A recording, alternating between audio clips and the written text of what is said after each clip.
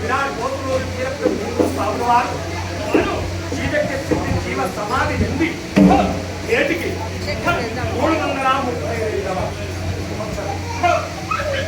అటువంటి యొక్క పర్వదినం, అటువంటి యొక్క సుదినం, అటువంటి యొక్క పండుగ రోజున శ్రీమద్ విరాట్ కోతులూరు వీరబ్రహ్మేంద్ర స్వామి వారు విశ్వబ్రాహ్మణ వంశంలో జన్మించడం జరిగింది.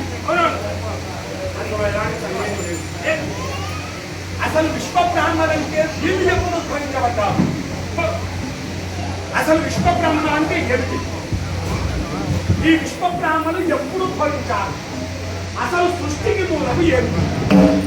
ఈ ప్రపంచాన్నంతా సృష్టించింది ఎవరు అంటే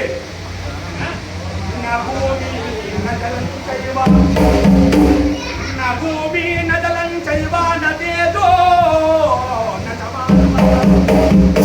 నచా బ్రహ్మ నచా విష్ణు నచా రుద్రస్య తారక సర్వశూన్యం నిరాలంబం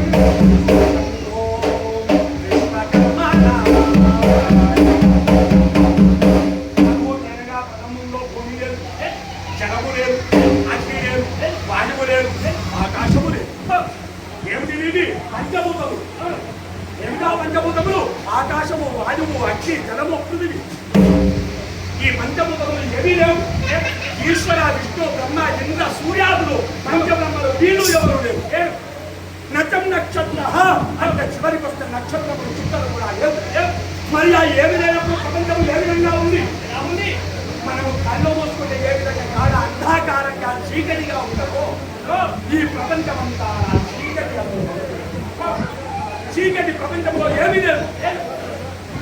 మరి ఆ ఏమి లేనప్పుడు మొట్టమొదట ఉద్భవించింది ఏమిటి?